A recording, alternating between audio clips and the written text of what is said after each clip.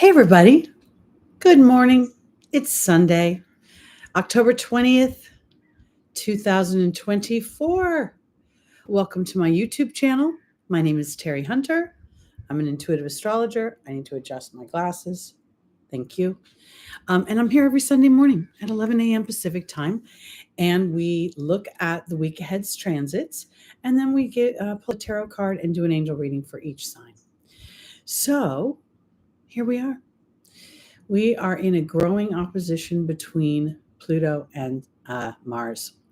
Mars is currently in its detriment, and this week it will be traveling at the very last degrees of Cancer, and it will be opposing Pluto at the last degrees of Capricorn.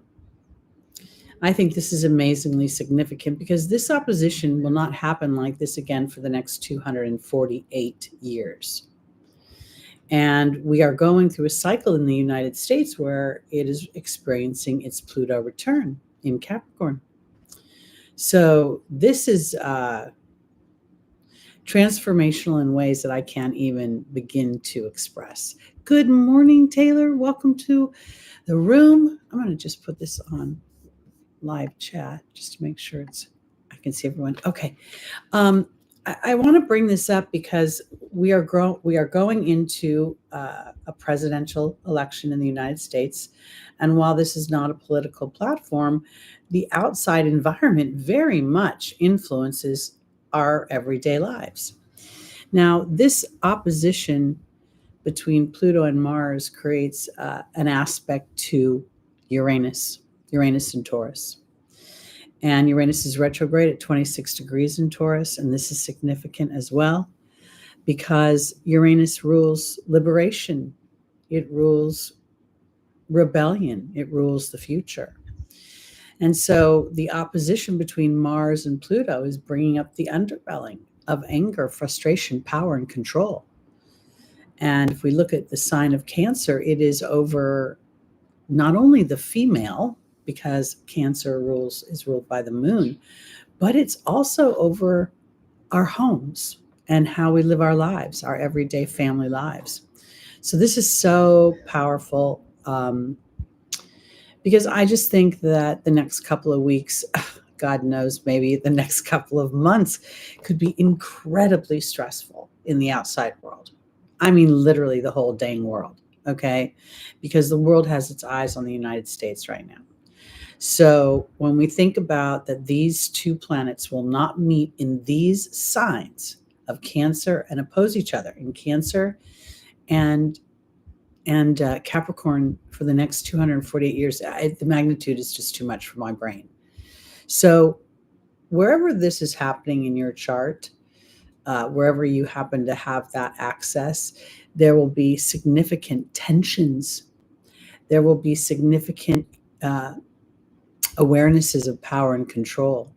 And it could inadvertently bring up frustrations and anger. Oh, yeah, inadvertently. No, it will. And how you walk through these dynamics is really the opportunity that the soul has to understand not only the human experience of anger, power, control, the darker side of the human experience, it also can experience itself transformed.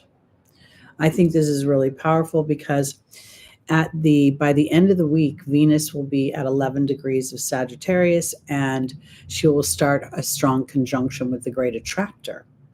And I think that this Shapley cluster is so powerful. Like the way I look at astrology, it's like I take strings from different instruments and create my own perception. And because I believe so strongly in the power of the law of attraction and that our thoughts are things and that they co-create the experiences that we have, the relationships that we have, the poverty, the riches, the sicknesses, the health, we are all co-creating because we are infinite beings. And in the truth of the universe, we do not die. We may shed the physical and move on to a new experience, but ultimately, all of the experiences are for our awareness and our choice. So I think this is really powerful because as Venus, the planet of money, dear God in heaven, we all know what that's been like money's been tough, money's everything. Just you walk in the market, it's like every time you leave, by the time you walk out the door, something's $1 more than it was the last time you walked down the aisle. Now this is squaring Saturn, who is stationing in the sky in Pisces, in a sign that's blurry, in a sign that can be, it's where secrets are hidden. And Saturn rules government. And with the opposition between Pluto and Mars, and having this growing square between Venus in Sagittarius and Saturn in Pisces, this is very fertile ground for challenges with people around you, with the outside, chats where people are all aggressive, or lives, just be mindful. Again, with Uranus in the mix, a lot of the aggression could be keyboard, people hiding behind their keyboards and being super, unpleasant. Because I just think, I don't even know how to describe how I feel the next few months is going to go, because I think it's going to be a full-blown roller coaster ride of the things that are going to be revealed to us as people.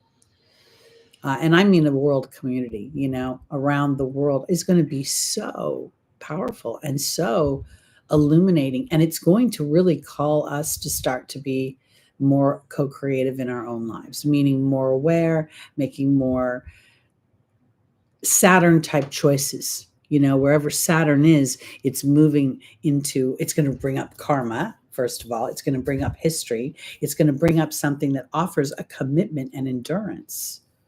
When you're looking at a chart and you have a strong Saturn, it's really, it is a journey of discovery of Saturn, but it's also something that once you get it, it rewards highly. And that's what this channel focuses in on, is more of the higher vibrations of these planets. And if we look at these planets as representing parts of our personality, then what we're going to find in Mars and Pluto's opposition is an unearthing potentially of something within our Cancer energy. It could literally be your family life, your upbringing, but it could also be your country of origin and things that you find distasteful about that, because Pluto rules criminals and darkness and things that happen, I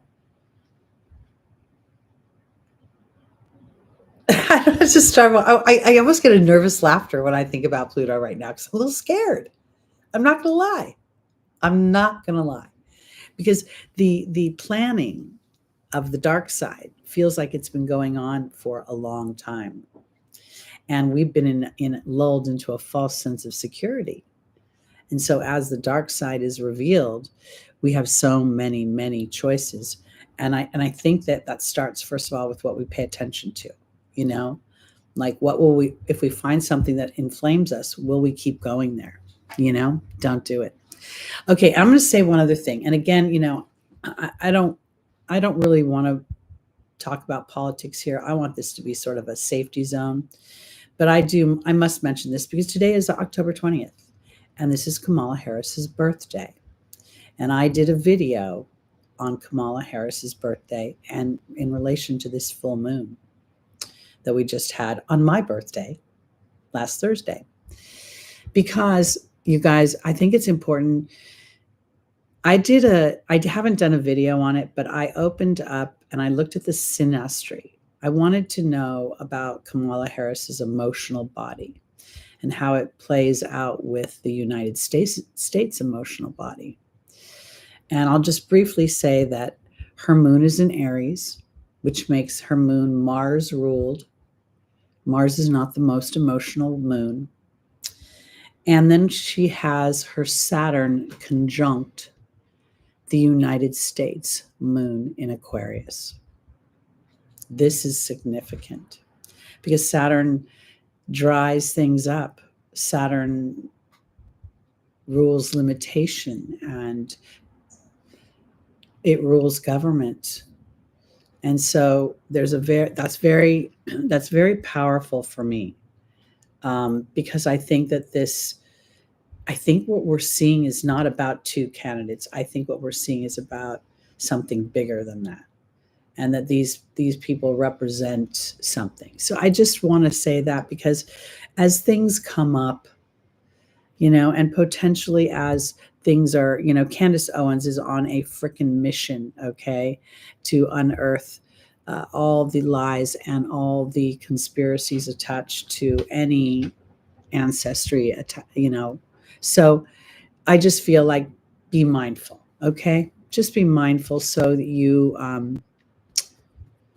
don't have not needless conversations, but confrontations, when two people just have different ways of thinking. Oh my goodness, is it not interesting indeed? Indeed, indeed, indeed. And when I look at her astrology, which is why I did the moon, I didn't want to do I have a lot of ideas about, like, when I look at the charts and I look at everything, it's so fascinating to me, because I'm just going to tell you this. J.D. Vance and Donald Trump both have late degree Leo risings, which makes most of their first house Virgo to be of service. And it puts both their rising signs on the royal star Regulus. Way powerful. Donald Trump has a south node and his moon in the first house of Sagittarius in the United States. I think that's really wild, because that makes me feel like he loves his country.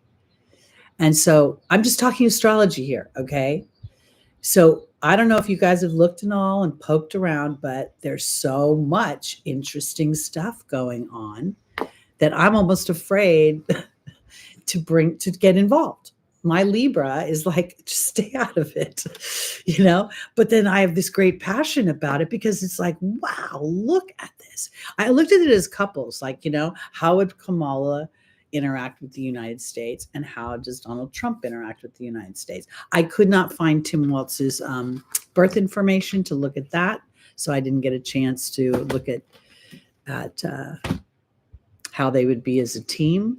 But if you're interested and you want to go check out my Harris video, go ahead. Again, I try to be neutral, but I have my own opinions, and they're actually very strong opinions, to be honest with you. And these are pivotal times. 100 years from now, when we all reincarnate and we don't remember, just like we don't remember that we were around in other times like this, because I'm sure we all have been, we will look back at this as such incredible. This is akin to the Revolutionary War. This is akin to so many things I can't even begin to tell you. All right. Speaking of akins, let's get going.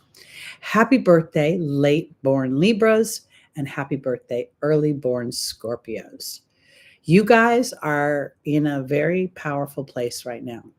I'm starting obviously with Libra, but I bring up Scorpio as well, because this week the sun makes its transition into Scorpio. This is a square to Pluto. It is a growing square, as Pluto is going to move into Aquarius for the next 20 years, really bringing us into new ways of thinking and operating and into the future. And it's tense.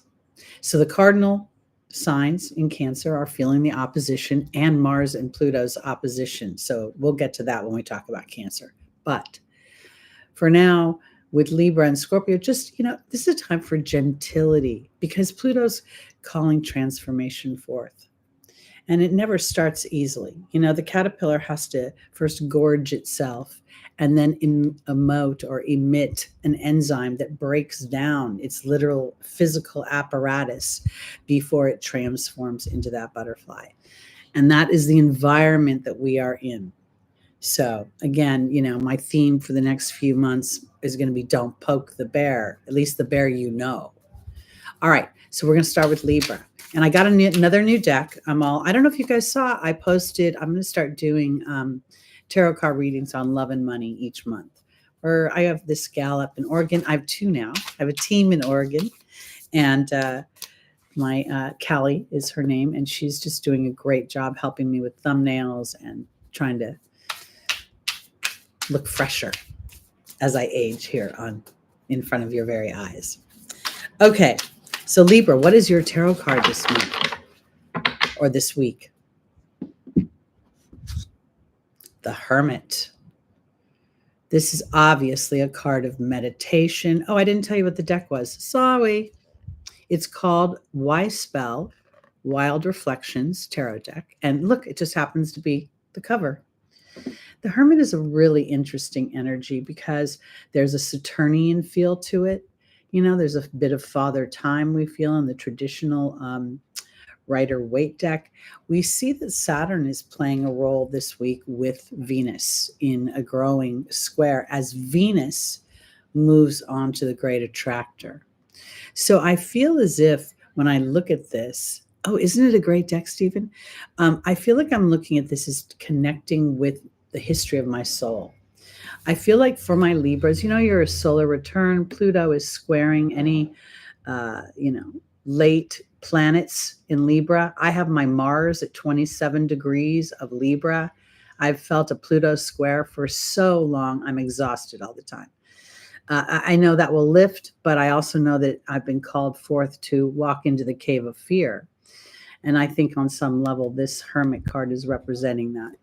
And I want to offer it this way as well, because I think when I look at this, you know, it's a number 9. There's a sense of completion here. And I think that, especially for my Libras, I think it's important to really assess what brings you peace, what brings you harmony. There are certain signs that are so focused on the others in their physical experience that their wants and desires somehow get muddied. You know, they get sort of blurred and they start to figure out without even realizing it's happening. You know, you're just like such a we or such a group. And I think the Hermit is about inner reflection and an inner journey of taking time to really look. See, we see the infinity sign. We see the things that are being offered. And I feel like this is a really digging deeper into what is most powerful to my heart. All right, Libra, let's see. You know, the South Node is going through your first house, and that's always going to be an area where there's an opportunity to release toxicity. And here I really think the toxicity is anything that doesn't align to you expressing individuality in your partnerships and collaborations. We get to remember that the Aries energy is your house of peace and harmony and your house of collaborations and committed partnerships. So finding that sense of individuality within those partnerships is essential to feeling value, you know, to feeling cherished, to feeling appreciated. All right, let's go and let's look. I might end up phasing these little decks out after a while just because I think it's fun to see different symbols and relate them to current events. But let's look at what the angels have to say. For our Libras, rising, moon, sun, and stelliums. And again, I really want to emphasize the moon. The more I grow on this planet, the more I realize that there's a part of me that is a teenager, that is a child, that has experiences that get triggered by things. The more I realize that emotional body is such a driving force. And the more unconscious we are about our emotional desires, the more they drive us in a way that can bring disruption. Pluto, Mars.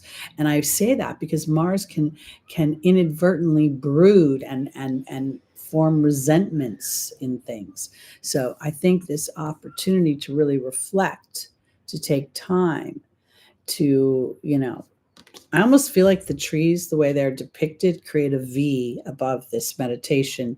And so I start to feel victory through meditation. Let's see. Our first angel for our Libra, rising, moon, sun, and stelliums is Chantal, the angel of romance. I like to hear that, let me tell you. The second is Akasha, the teacher, the spiritual teacher. Love is teaching you something. Bethany is about self-care. That's what we discover here in that Hermit energy. And then we have Archangel Michael offering opportunities to exercise courage. You know, the funny thing about our dreams is that this is actually where sometimes the fear gets stoked the most. You know, when we're really struggling and we're just trying to make it day by day and our dreams are 100 miles off, there's no real ego investment, you know. But when we get close to something that we want and something that we love, something that we've longed for. And we could start to really, that's where your inner child and your inner teenager, especially, because the teenager is the one that, is all insecure and doesn't feel good about itself. I got this pimple, and that inner teenager can come up when love is on the docket, because we all revert back to whatever insecurities or, trepidations that we naturally have. It's just the way it rolls. It's how you know you actually care. Chantal's being joined by the hawk, which is offering signs and omens. Akasha is being joined by the wealth card, which is Jupiter to me today. I see Bethany being joined by the queen. And then I see Archangel Michael being joined by the dog. Okay, this is really quite yummy, if you ask me, because this is really because now I think I'm reflecting with balance about love. We all have ebbs and flows. We all have situations and days and things that, nothing is effortless. But here, I think this is about Libra really looking above the situation for the signs and the omens that love is either here for you, or love is going to be stoked up. Love is going to be refreshed. Love is going to feel, I don't want to say new for those that are in a seasoned relationship, but you could find a common passion together, or something that you're aligned with that, you hadn't come up before. Because here, this wealth card, it's coming up as Jupiter to me today. So there's an opportunity to expand through an experience. There's an opportunity that both of you have. And part of that opportunity is, I think, being authentic in the self. Bethany is all about self-care, and the queen is all about receiving. It's about, women. It's about sexual energy and friendships, but it's also about that big, ultimate feminine receptive energy. And I want to offer it this way too, because, if we really, the more we've been on the planet, the more we realize that we can pick at ourselves no matter what season of life we're in. When we're older, we look back at pictures when we're younger, and I'm like, oh my God, I was so much cuter than I thought I was, So this is where I'm going, because I think that Libra is being asked to have the courage to love.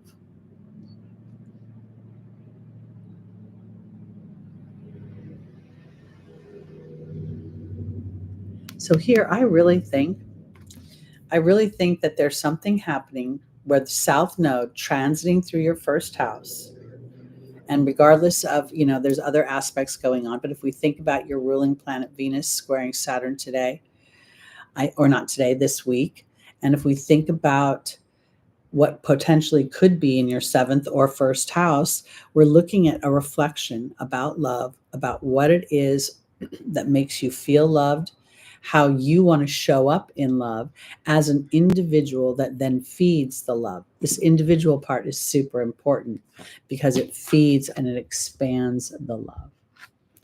So I think that's pretty fun, if you ask me. So yummy, yummy for our Libras. All right.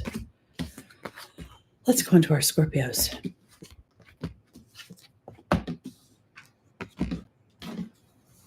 You know what I think is so interesting about Scorpio when I go into the energy, especially Scorpio moon, is because Scorpio rules finance, big money.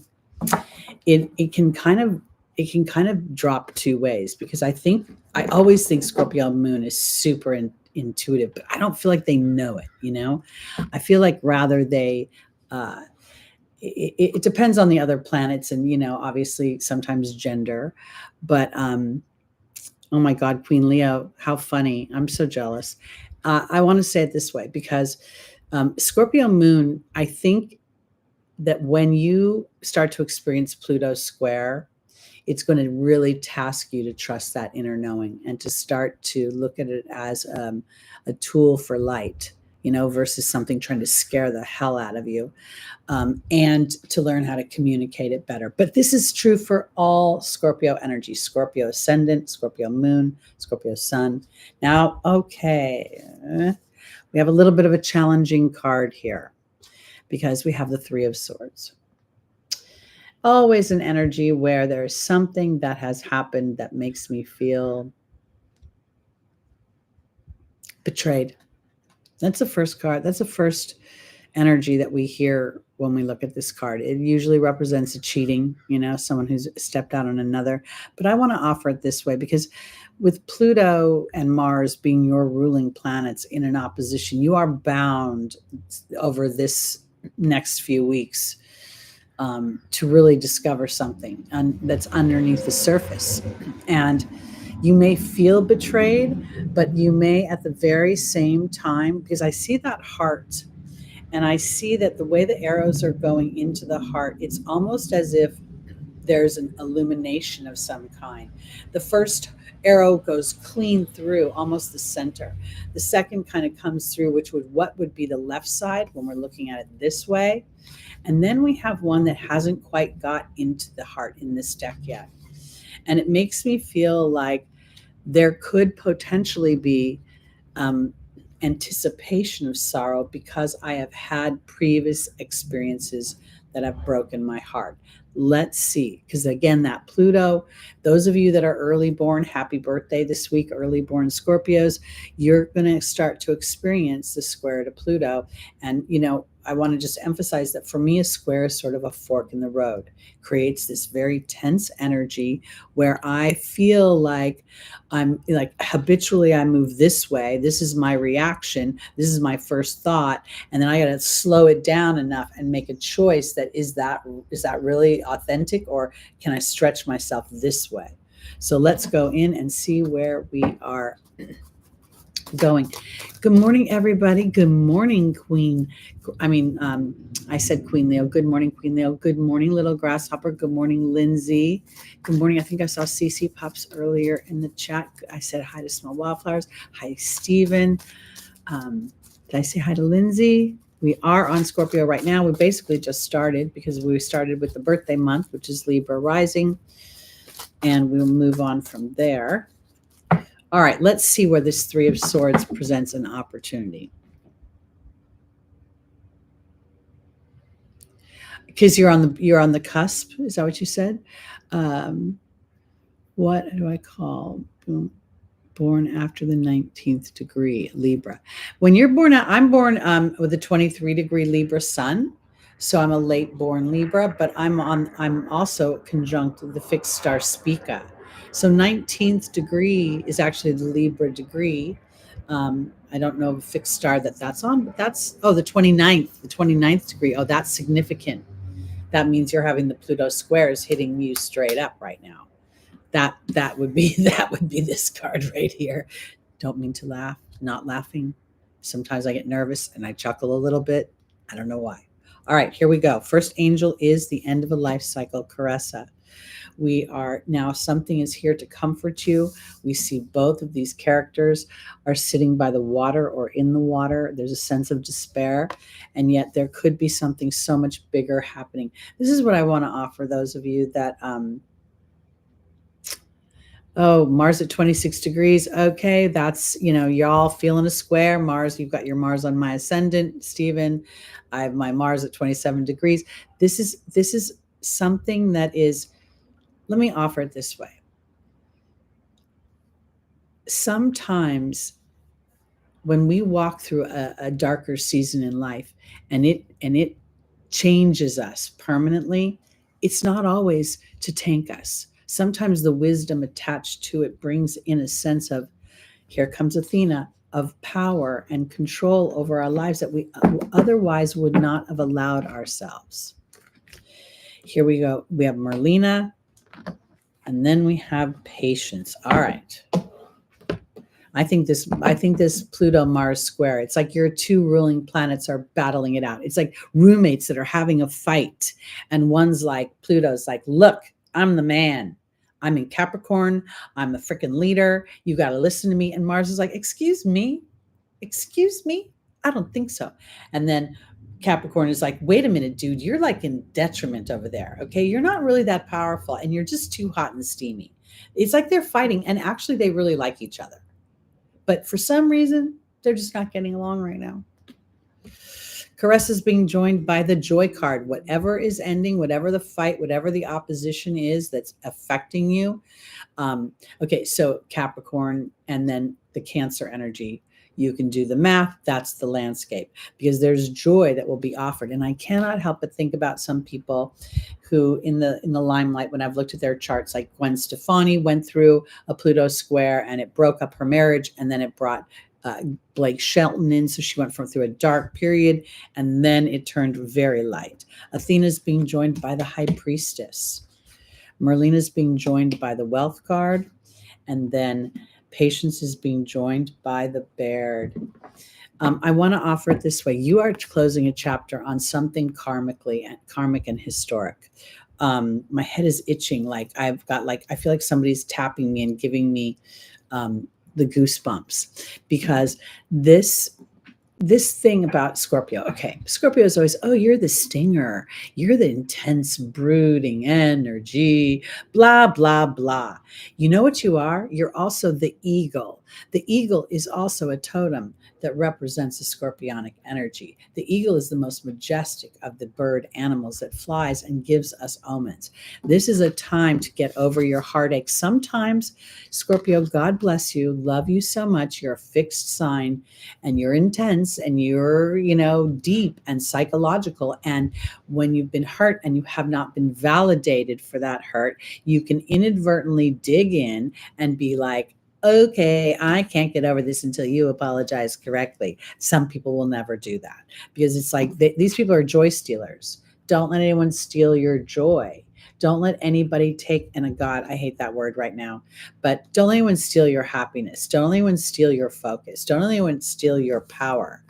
Because somewhere deep inside, even if you're experiencing heartache, you've got to be up here with it, right? You've got to be like, I'm kind of done with this. I'm done with. I can't go around the mulberry bush again, because I want expansion. I want magic. I'm tired. I'm tired of feeling like this. So it's time to tell a new story, and I literally mean that when I say it. It's like, I remember someone once said to me, and I was very insulted at the time, I will tell you, because they said it with real sarcasm in their voice. My Mercury's in Scorpio, you guys. And they looked at me and they said, do you want to be right or do you want to be happy? Because they were inferring I'm never happy, right? And I was like, I want to be both. But sometimes in some situations, and with a Pluto and Mars opposition this week with a growing square to Saturn, something historically is going to come up. It's going to piss you off, or potentially remind you or of something, and you're just going to have to within yourself close the dang chapter. Just be like, you know what? I don't want to do this anymore, and I don't need to fight about it, because I got bigger things to go. I got expansion to live, because I really think that there's a great opportunity that's on the backside of this. Okay.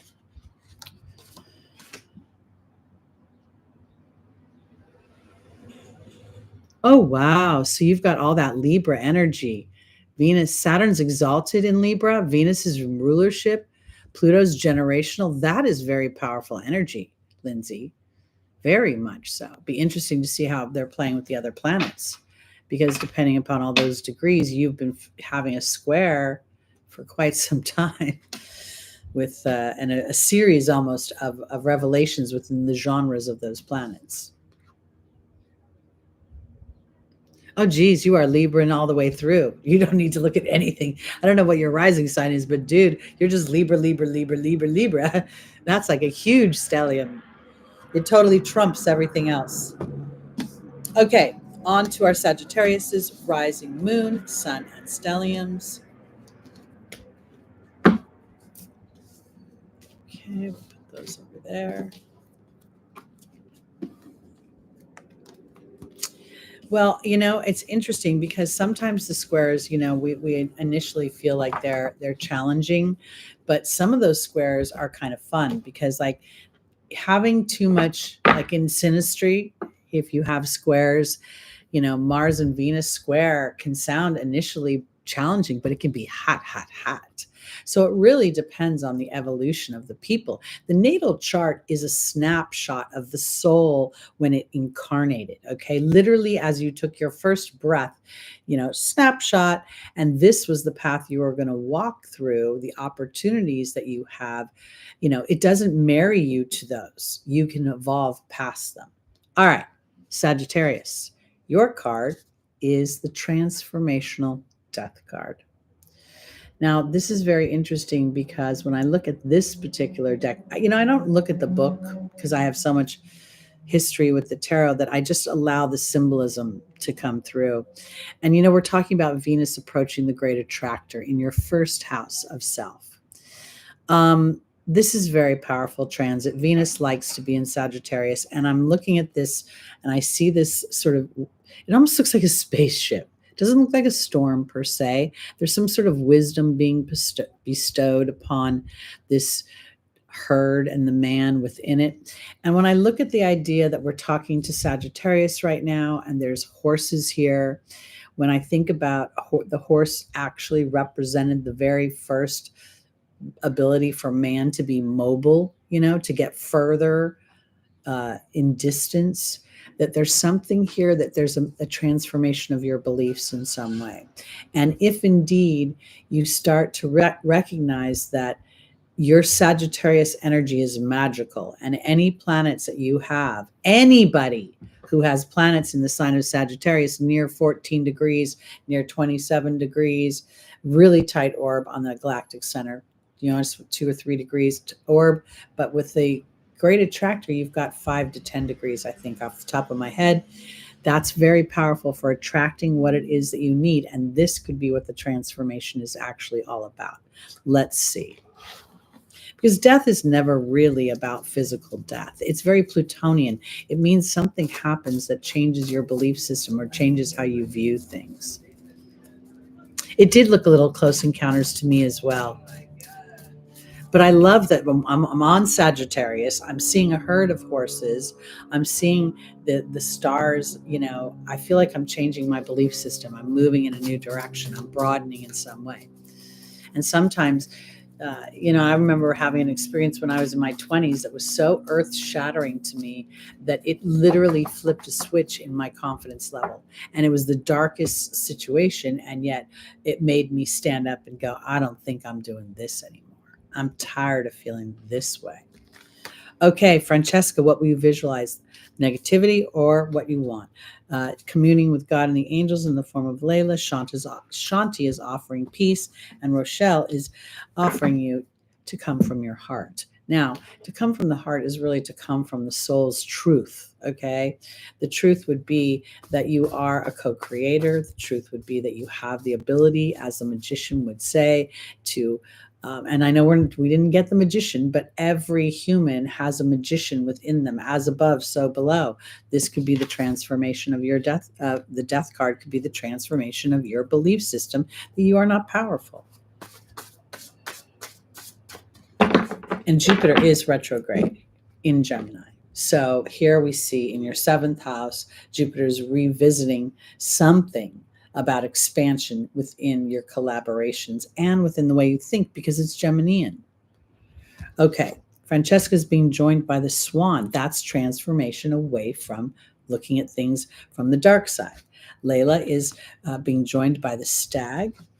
Shanti is being joined by Merlin. And Rochelle is being joined by the trust card. There's a little shadow side to Sagittarius. Most people are like, Sagittarius is all good all day long, yummy, yummy. And they really are. But there can be this little uppityness. There can be a wee bit of, I know it all. And, every planet, every dark side has a light side, and every light side has a dark side. I think this might be a little bit of stubbornness. I feel like the swan is transforming away from some kind of belief system, and you might have felt stubborn about it at one point. You might have been very impassioned about something, and then you recognize that things aren't what they appear to be, or information came. Jupiter in will expand information. It'll go over something. It'll bring things to the forefront. And if we think about it, Jupiter rules the JOD. Okay, it rules. I really believe in the Justice Department. I mean, hello. So I'm not saying it's about politics again. It's such an inflamed time. So many of our beliefs are on the table.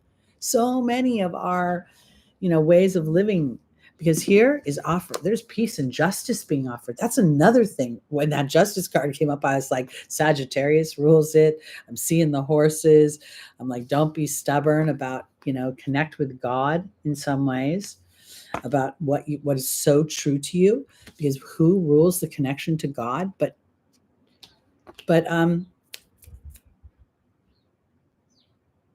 I do. Yes, exactly.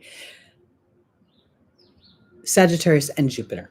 Now, here we have, sorry, I'm like trying to read, think, and hear all at the same time. It's really not old age. It's just how I roll these days. Look at that. The Trust card and Rochelle offering you bounty and prosperity as you allow for the transformation of your beliefs, as you allow yourself to sort of be aware of what would be an imprint. The 47 reduces down to an 11. Merlin is a 1. I always see these things, so often. And what do ones represent? Be mindful of what you're thinking. You're manifesting very quickly. Lindsay, that's very interesting. Well, the sun and Mercury and Venus will always be within 2 signs of each other. They just roll that way. So you'll never see, Venus on the other side of the chart. But oftentimes, depending upon, when you have a cluster of planets in one quadrant, there's a focus on the quadrant. So the first 3 signs are the focus of the self and how you, interpret yourself. Then you go into those teenage 4, 5, 6 is family and your creativity and your service, and then bringing yourself up into more of a public situation when you get into 7, 8, 9, and then again, so it works that way. Anyway, all right. Trusting yourself, your heart, your inner knowing, that's on the docket. Listening too much to the humans around you, probably not so much anymore. Okay. Nobody wants to be in the herd, especially if the herd are a buffalo going over the cliff. And it happens because buffalo aren't very smart. They just follow the leader, and the leader isn't a good one. It's a little scary. Scary McNewy. Okay. Let's go on to our Capricorns, who have been going through a butterfly effect, no doubt. It's not been easy, but it's certainly going to be worth it. Okay. Our tarot card is the 3 of Pentacles. This is actually a really good energy. In this particular deck, these people are all having a really good time. They're at the beach. I think they just came out of the water, catching the waves, sitting on top of the world. And at the same time, this is very much represents cooperation for me. It represents a sign of Mars in Capricorn. There's interesting in this deck because it's almost like these people are aligned in some way. They're coming together in when I see the stars bringing them all together, and I see the sunflowers, I think they're coming together in growth of some kind, as if they have a common goal. So, I don't know where y'all live, but in each region, there's like a sport, there's something, that the weather, like if you live in Utah, you ski. If you live here in California, you could surf.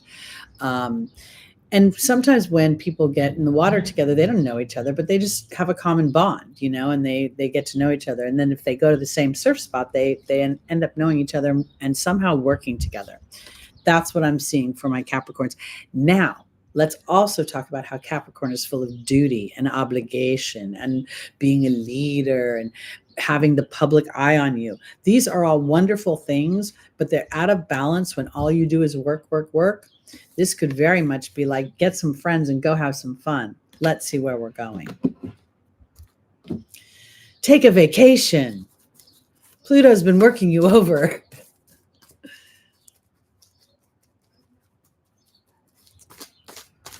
Moon in the 10th house in Cap.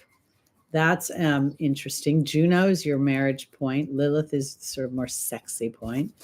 And that 10th and 11th house is a very visible house.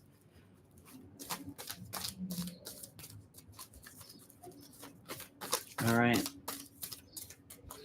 It's also the house that is, it's an access of home, because oftentimes there is, we think of the 4th house as the mother, but it's really more the parent that we don't see out in the open. The 10th house is the parent that we see out in the open. So sometimes the roles can actually be reversed, and the more maternal can be the father, and the more career-driven Could be the mother. Okay. For my Capricorns, the first angel is Archangel Uriel. We have Caressa saying you're at the end of a life cycle. We have Athena saying it's safe for you to lovingly assert yourself. And Layla is encouraging you to really look and see what it is that you want. Where do you want to be in 4 years, 5 years, 6 years, 10 years from now? You know, working hard is great. Building things is great. But if you never enjoy them, that's not so great. Oh, yes, the buffaloes are such... No, I love that. Why did you take out that comment? That was a great comment. It's huge to the Native American culture.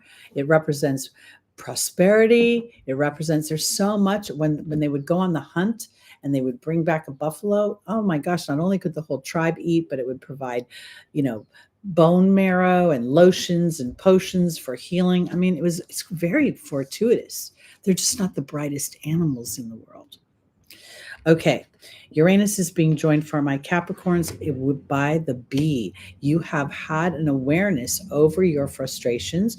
You've had an awareness over where your angers are. You're getting an opportunity now to display something just a little bit different through the victorious bee. You're aware of your being energy. And this definitely makes me feel like maybe there's a little bit lighter side coming up, you know? Let's see. Caress is at the end of a life cycle, and she's been joined by the Lady of the Lake, which would be that Plutonian fight between your head and your heart. This is, you know, it's so great to be of service to others, but frankly, if you're too much at service of others, you're just an indentured slave of some kind, and it's really a resentment builder, because at some point people go, what are you going to do for me? I've been doing for you. And that's what Capricorn does. You know, it feels a natural sense of responsibility and commitment to that responsibility. It's also, you know, the thing you want to see in your synastry chart with another person for commitment over time. So I really want to encourage the audience to start to focus in on the planet's higher vibrations. So if you're having a challenging transit and Saturn's involved, then you say to Saturn, thank you for bringing me the wisdom.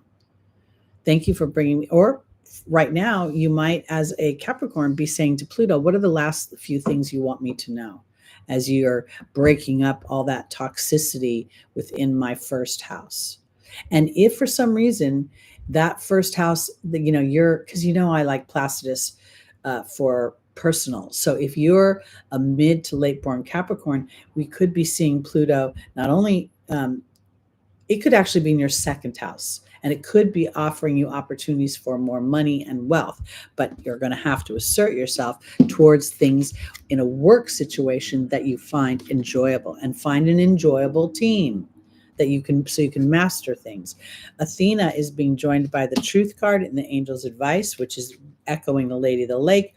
And then we have the Cow, which is really akin to the buffalo we were talking to earlier, offering abundance and offering a victory. I want to say this for my Capricorns. I feel like, you know, we could say that Pluto transits put you through the ringer, but they are also offer great opportunities and abundance within the physical world. So as you look at this week and this week coming up, and we're all experiencing Pluto and Mars, you know, the opposition somewhere. And again, by the end of the week, it's not even exact yet. It's just the tensions are growing.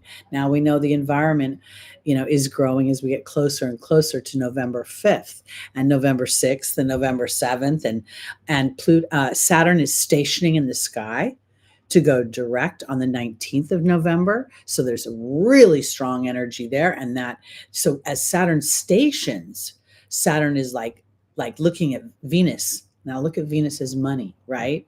There she is in Sagittarius. And it's like, you know, it's also her confidence. It's her sense of thriving, her sense of comfort and ease. Because what I think for my Capricorns is that you are starting to realize your connection to spirit is where you start to feel comfort. I think that being drawn to this kind of material, not all Capricorns are, but, you know, you're able to build a strong awareness of the conflict of being part spiritual and part human on this planet. And now the fight is over because your truth has won out, the truth of who you are as an individual. So I think it's really powerful. And now you're being offered more abundance, more reception, more flow, and more, basically, really more fun. It could be a job opportunity, but because of the decks are different, I'm not really, that doesn't look like a job opportunity to me. How many people have a job? I don't see any lifeguard stand over here. These guys look like they just came out of the water. They're like, you want to have a beer? Okay. All right, on to our Aquarius, rising, moon, sun, and stelliums. Fabulous. I think that's so great to take a week off, relax, try not to clean your whole house or do any work stuff. Where's our little grasshopper? You can go to any one of the free birth calculators on the internet, and you just need to plug in your exact time of birth, because that does tell a lot about the moon. The only thing I can say, because some people would argue with me a lot about this, but sometimes when I look at someone's chart and they don't have their exact time of birth, if the moon is staying in the same sign all day, I feel like I have a reasonable snapshot of their natal chart. But because I like the degrees, having your time of birth is really helpful, because I think that degree is important. Mine is 26 degrees Aries. That's the Venusian degree.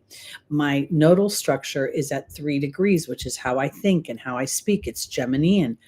I feel like my soul has a big mouth.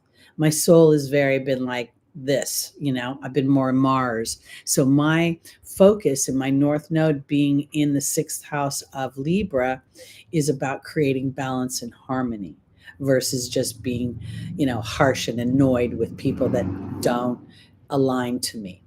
And I think that's important, because most astrologers have told me it's all about partnership and being in a marriage. And I'm, have never been in a marriage. So it can't be that, because I'm 3/4, if not a little further along in this lifetime. Definitely the Lord of time, the Lord of reward, the Lord of commitment and things that are sustainable. Okay, Aquarius. Oh, Ace of Pentacles. This is a lovely card. Look, things are starting to grow in the material world for you. This is very fabulous. Mars in Virgo, you have to be careful of being too self-critical. I got to be nice to yourself with Mars in Virgo. It could be a little bit like, oh, I'm not good enough. I'm not this enough. I haven't done enough. That's when you got to tame it a little bit, All right, here we go.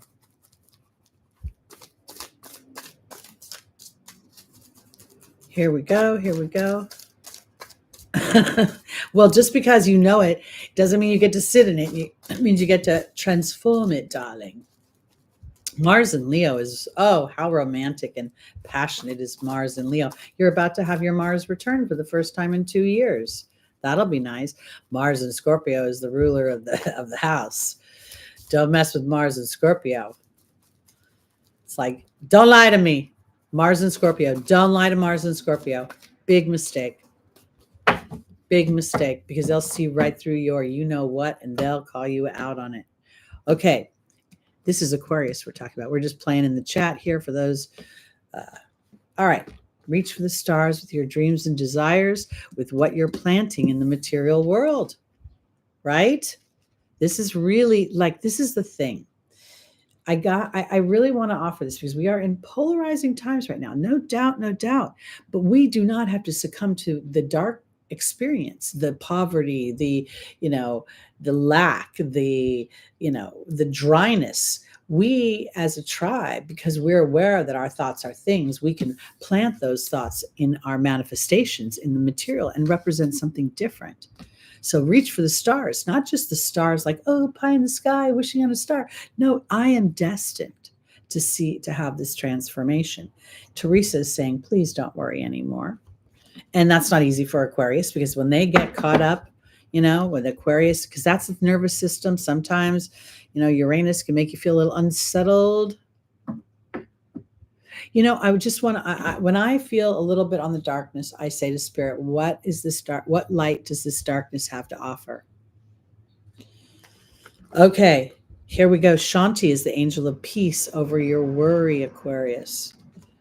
And then we have Athena, the angel of assertion, but lovingly. Astera is being joined by the Queen, which is all about an exchange of energy, reception. We have, and also fertility. We have the Lady of the Lake, which is that war between your head and your heart, which is creating, you're probably thinking what is practical and what is not. Now we know your ruling planet is going through Taurus. Taurus is a money house. It's the money you make for yourself. And whenever you do anything entrepreneurial, it's really way more stressful than having a job. I got to tell you. I mean, at least until you get your mojo. But let's see. Shanti, the angel of peace, is being joined by the goblin. And then we have the hawk. Okay. Somewhere Aquarius. Now we know that Pluto, for early born Aquarius, has had Pluto drifting into your first house. But Pluto's been breaking up some stuff in your 12th house that would be your soul's ancestral patterns, the things where you feel invisible, the things where you don't feel, if we think about Capricorn 12th house, this is a really an unconscious fears about not being good enough or not being dutiful enough or not being responsible enough. And Aquarius is like, leave me alone. Let me go do me. Okay. Now we think of Saturn as your co-ruler and Saturn ruling your 12th house. It's like this double whammy of Saturn really saying to you, are you willing to look at your ancestral history? Are you willing to look at that? And are you willing to transform it and integrate it? Because your peace of mind may come because your ego is telling you one thing and your soul is trying to tell you something else. And the soul is telling you that there is a viability for what you want to experience. And part of it is planting the seeds. We just had this full moon, which was illuminating something. And we're going into a new moon on the 1st of November. So here the Queen is reach for the stars. What do you rule? The stars. Know that the stars did not write your destiny, that you wrote your destiny in the stars. And now, while you experience this war between your head and your heart and the feasibility of it and all the other things attached to it, will there be resources enough? Will I thrive? The other thing about Aquarius is also, if you're an Aquarius, you will feel a natural sense of isolation. Like you're just not part of the group. You're just always on the island of misfit toys. And even on the island of misfit toys, you could feel not connected. Because here, the angels are really asking or offering peace through your ability to see where your ego is edging God out. So when we edge God out, there's a solution, but our personality is saying, no, I don't think I can do that. No, I can't do that. No. And here are the signs and the omens that you should very well follow your soul, not your personality. And here is Athena saying to lovingly assert yourself. The signs and the omens are there. These birds, whenever you see a bird in symbolism, it is about a message of some kind. Now, depending upon the bird, the eagle being the most majestic, but then we go to the hawks and we go to the owls, and they are, they hold a wisdom and a dominion that is of a very high vibration.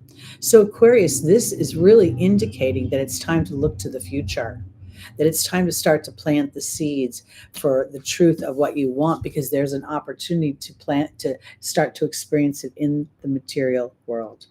In the Rider-Waite deck, I always seem to see the road, and then there's that little, garden. I always call it the secret garden, the dream garden, and that your dreams have an opportunity to start to live. But on some level, you're going to have to cooperate with them.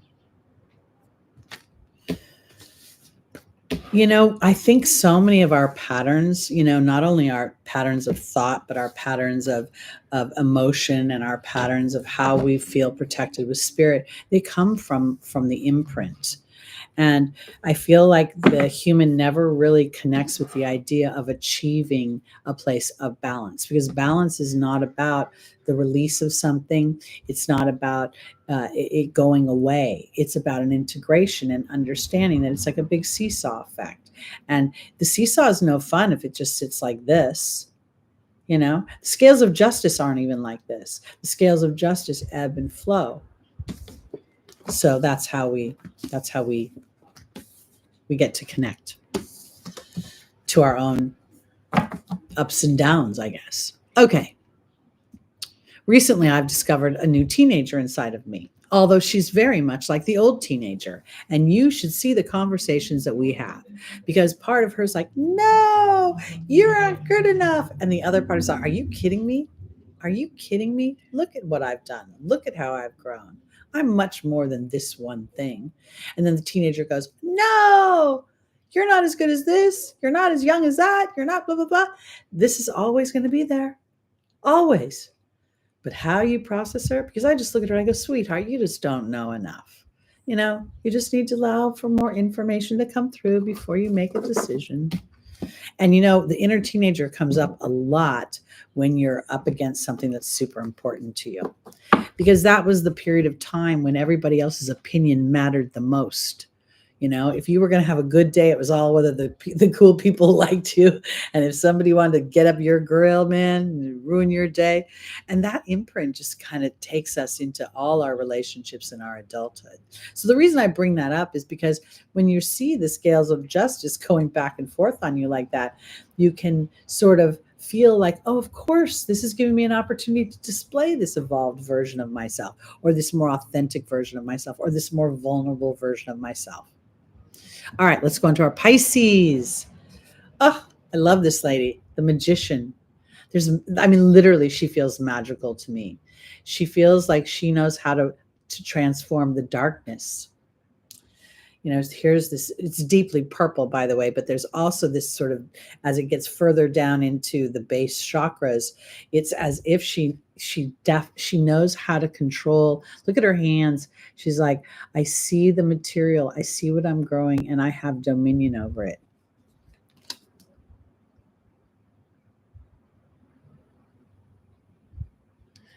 Back in the day, we got a lot that's why they started wearing helmets and they stopped having like just steel bars on the playground. You see this tooth right here? I lost it when I was a kid. I got a scar here that people think is a wrinkle, but it isn't.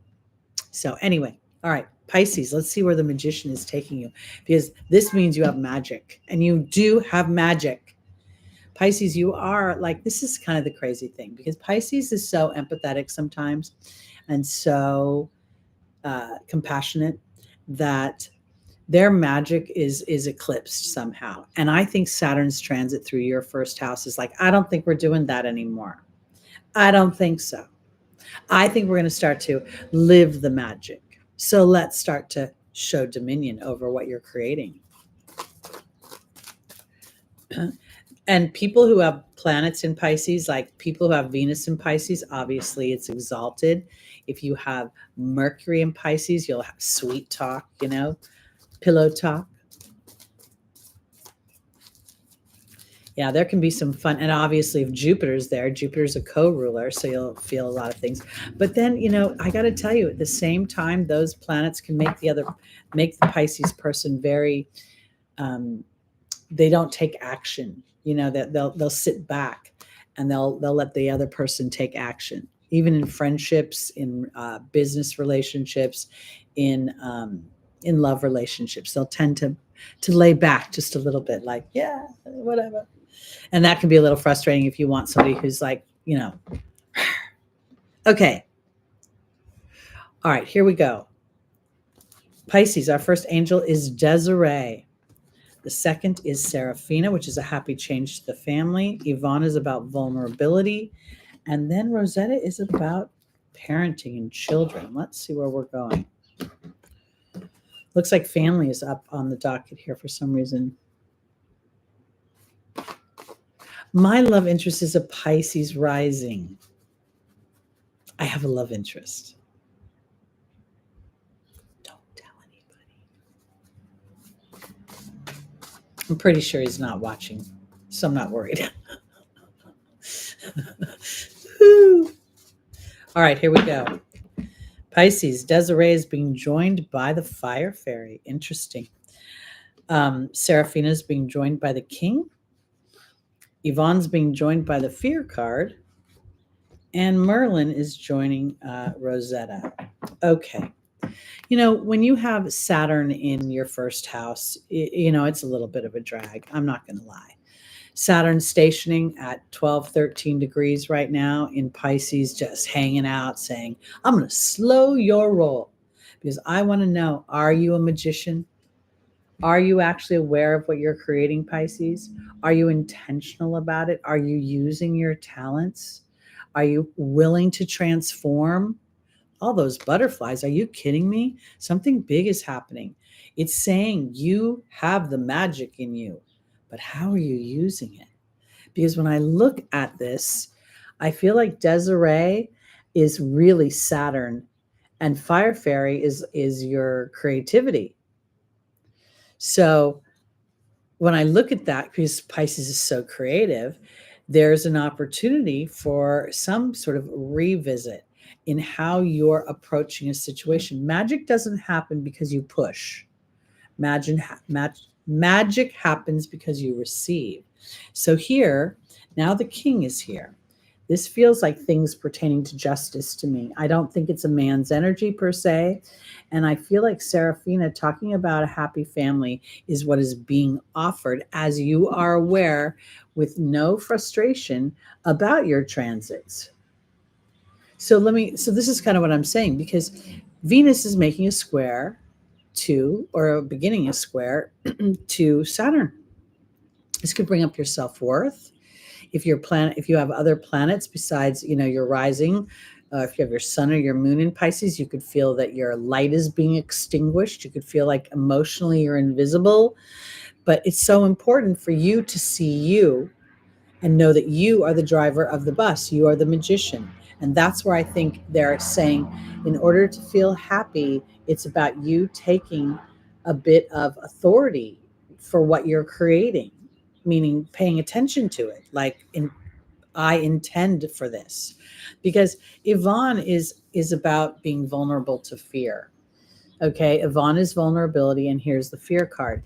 Anything anyone endeavors that means anything to them, whether it be a love relationship, a career, anything that they have passion about, there is fear attached to it. It's part of it's like one coin, two sides. So surrendering to that, knowing that that fear is illuminating your opportunity to see how you think. Be the magician, as above, so below, because the magician has every tool, but it's about mastering those tools. It's about, how do I use those tools? And it's the number one. And as I saw it, the ultimate I am. Now this ends with Rosetta and with the magician. Oops, Merlin. I'm sorry, Merlin the wizard. This is not a magician. But this is about justice, alchemy, and balance. And I think that in this moment in time, with Saturn transiting through Pisces, you could be balancing something from your childhood. Something from your family experience could actually be transformed in a way that makes you see it as, if I had never walked through this, I never would have this. When I was first studying intuitive tools, you know, reading the books, they didn't connect to me. You know, like I would read it, and then 5 minutes later, the definition would just zap out of my brain. Then I started watching John Edward on Crossing Over. And I'm sure you guys, he's like one of the most famous mediums in the world. And I remember watching him, and people would ask him, how do you get your messages? And he said, I don't see your grandmother in the kitchen. I see my grandmother. Or I don't see your Uncle Bob. I see my uncle, blah, blah, blah, that is like yours. So that transformed how I became an intuitive, because I stopped looking for the meaning of the card and I started allowing the meaning to come through my own experiences. Hence, I'm saying to Pisces that you have an opportunity to rewrite your childhood, because you now have given meaning to it, and it becomes this beautiful tool of intuitive knowing that allows you to cut through the muck, and the justice and the alchemy and the balance is received. It's very powerful and it's a great opportunity. And this is part of Saturn's transit. And you got another year or so to go. So enjoy. We all have it somewhere. It's going to go into the house of I can't wait to see what happens when Saturn goes over my south node. I mean, I'm certainly intending to extract some reward, maybe some past life reward. Anyway, we'll see what happens. And in the meantime, I'm also taking good care of my body, knowing that I have a transit coming up that is going to affect my physicality. So be smart about these things, peeps. Forewarned is forearmed. Okay, let's go on to our Aries, rising, moon, sun, and oh, Sunny, you've got the Neptune hanging around your south node right now in Pisces. That's very interesting. So you're going to have to be sort of having Neptune in Pisces in the fifth house is so creative and dreamy. I mean, really, yeah, really allowing that creativity to flow and to connect with spirit. You may have a real talent for talking to the other side. So many ways these things can play out. Nothing is, we use keywords, but we really humans dumb things down. All right, on to our Aries, the Tower. Change. The Tower is, for me, a lot of people think it's Mars. I don't. I think it's Uranus because of the lightning, because it's rebellion against the crown, because it topples over the hierarchy. So I cannot at all connect to the idea that the Tower is Mars. Yes, there's war involved, but it's Uranian, it's Aquarian. So when I see this for my Aries, you are going to liberate yourself in some way. Now, this is interesting because, again, this is a new deck. I haven't played with it much. So when I look at this, of course, the characters are falling out, but there's an interesting, see the animals? It looks like there's a hawk, and then it looks like there's a squirrel or some kind of furry, fun creature. Now, I wonder, sounds so weird to say it like this, but when I look at the squirrels, I think of the nuts, right? I think I'm going to get all my nuts. And when I look at the hawk, I don't think it's an eagle. It's definitely a hawk of some kind rather than an owl. Then I'm relaxed on my perch because apparently while everything else is blowing up, I'm okay. I don't know. Let's look and see. Because Aries, you are a natural warrior, of course. We know that.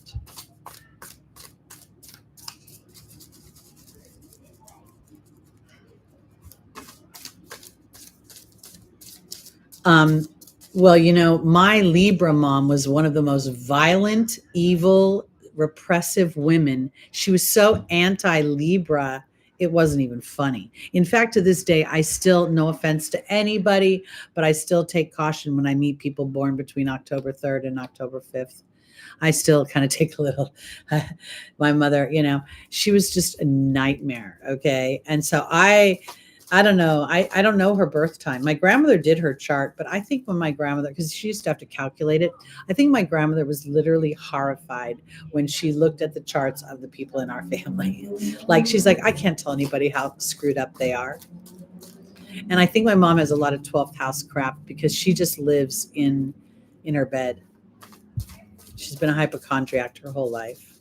So there's a lot of, these charts are so fascinating. There's so many interpretations. There's so many ways to look at it. And sometimes, it takes a while because when you look back and you see the pattern in the chart after you've had a little lifetime, it helps you actually project the potentials of the future because now you can see where the patterns are, where the genres are. Okay. Aries, the Tower is being joined by Chantal. Ooh, something's going to change in your love life. What could that be? Maya, learning and education. Archangel Raphael is offering a healing and then victory. Wow. Oh my goodness.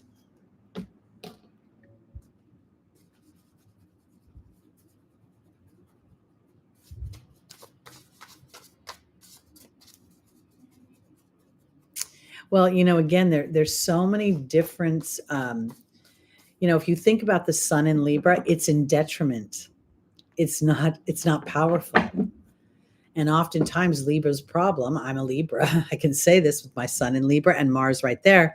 I can give all these ideas to people and I have all these great ideas and they just naturally don't listen to me, which is why it's so wonderful that my clients pay, because otherwise I just always feel like people, before I started charging for readings, people would want readings all the time and they wouldn't listen to anything. And no matter, not that they had to do what I said, but it was almost like, I don't know. They just only saw me like as if I was playing, like it wasn't real. And it drove me crazy. And then I started studying astrology and I saw my Mars is in is in detriment and my sun is in detriment and they sit right next to each other in Libra. I'm supposed to pipe down in this lifetime. I'm supposed to be more humble. I'm supposed to be a servant of God, the sun. And sometimes I'm like, no, it's about me. Okay. Aries, that's my Aries rising. The hawk is joining Chantal, signs and omens about romance. Maya is being joined by the horse. That's interesting. Beliefs are shifting. You're learning new things. Archangel Raphael is offering a healing with the spider energy, which is interesting because I always think of the spider as a relationship card, but it also rules the web, and whatever gets in that web doesn't come out. Now we have Omega, the angel of victory, being joined by burden, which means there's a victory over burden. Something is happening here where there's an epiphany being offered. And I want to say this because those that are late degree Aries rising are obviously feeling the square again from Pluto, but you'll also be feeling a square from Mars. So the tower could be this very big energy that's focused in on your rising and who you are and what you are when it comes to love, when it comes to how you express love. The signs and the omens here in the form of the hawk, which again, is a very powerful totem of messages, but it's also an 11. So part of those messages is to be mindful of your own thoughts. Do you have repetitive thoughts? Do you have, I tease about the teenager, but it really is the chapter of everyone's life where you are the most insecure about your love life, because both boys and girls, are in a very exploratory chapter, and that exploration can leave scars. And because here, I really believe that Maya is giving you an education in your belief system. And that may be like, that was then and this is now. And now I'm having this huge epiphany, like I don't need to go there anymore. This is echoed by Archangel Raphael. Here is this epiphany right over his head about relationships. And the burden that I've been feeling has been lifted. And the burden could be my own self-confidence. That's Saturn square. Saturn square to Venus this week. And there's a lot of things about that could play out. I think it's money and love, really, feeling a repression of money and love or not. So something is up for an unexpected change. Something feels a little bit, this is what I love on my Aries, because again, I'm an Aries rising. And one of the things about Aries is it rules anger, it rules frustration, it rules resentment. And here, I think this is a release of anger and frustration and resentment of some kind. This is the beginning of a new story. That's what that feels like. And the idea that Uranus is making positive aspects to the opposition. We've got Uranus making a sextile to Mars, and it's in a trine to Pluto. So somewhere that's that tower card offering an epiphany, offering some kind of liberation, offering some kind of rebellion against what was. I'm not going to believe it. I'm not going to talk about that story anymore. Sunny, you work at a hospital? Oh my goodness, little grasshopper works at a hospital too. So many healers are out. And of course you would be attracted to this because healers are attracted to like-minded. We're all healers on some level through our vibration. All right, Aries, it'll be an interesting week. Let's see. All right, we're going on to our Tauruses, rising, moon, sun, and stelliums. Your tarot card is the Lavas. I like that. I have a Taurus moon. I'll take it. Now, we know that the Lover's card represents a sign of Gemini. It represents choice, very much so. And here, there's a strong sense of gentleness in the exchange between these two people when you look at their eyes and the way they're looking at one another. And then you see them, they're submerged in the water. Now, we know that Gemini rules the intellect, the mind. So this could very well be saying to Taurus, allow yourself to feel emotions, allow yourself to feel the exchange, or make a choice to feel that. Taurus is very much wants to have something practical and dependable and a sense of history that I know you always do this, and I know you always do that, and I know you always do this. And sometimes that can inadvertently pigeonhole something. So this would be something about looking at something and cherishing it. When I look at these two characters, I feel like there's a cherishing and a coming together, clearly. Let's see, Taurus, where we're going. Taurus rising, moon, sun, and stelliums.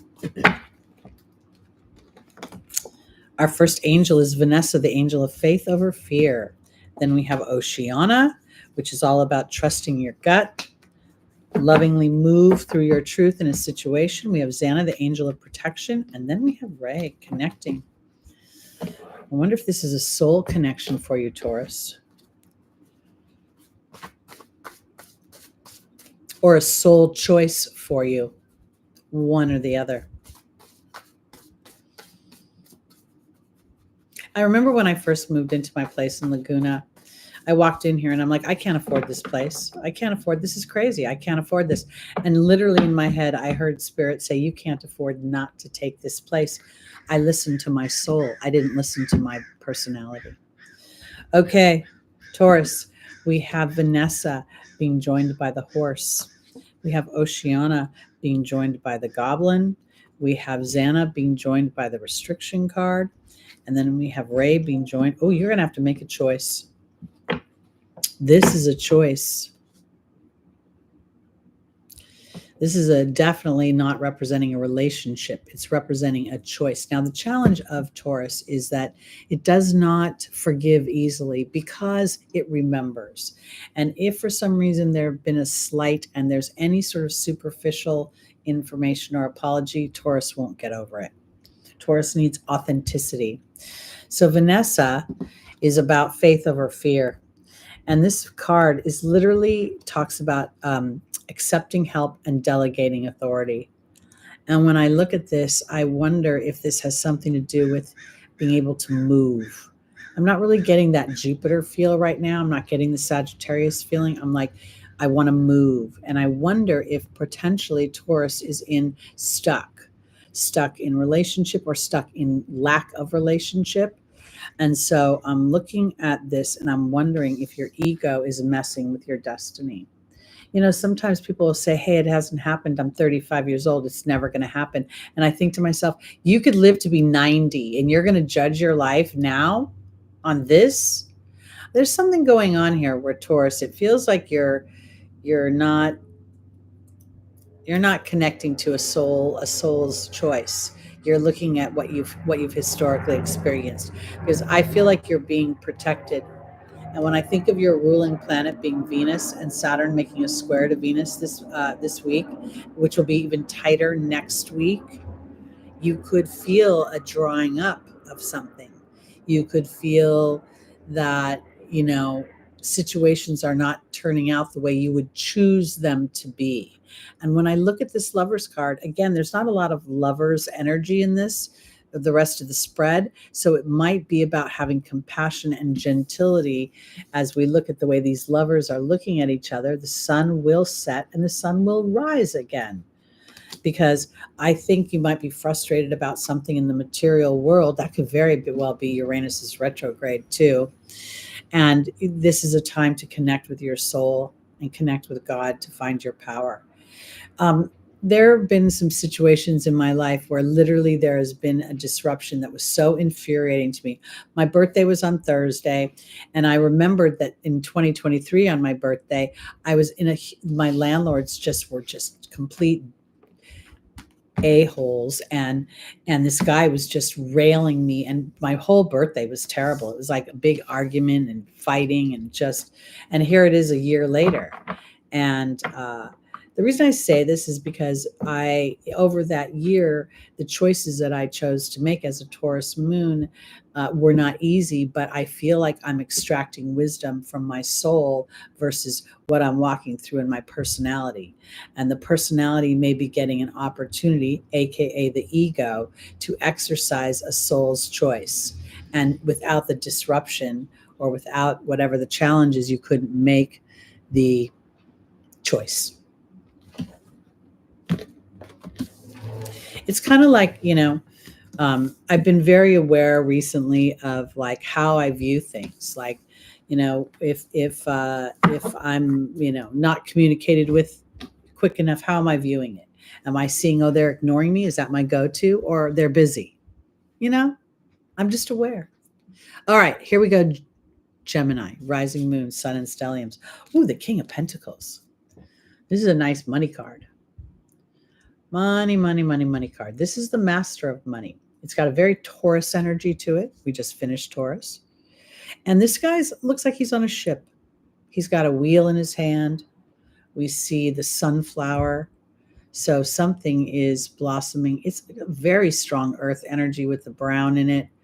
And I think this, to me, is telling Gemini to keep their eye on the future and on what they want to experience, and then to be a master about keeping your eye on the prize.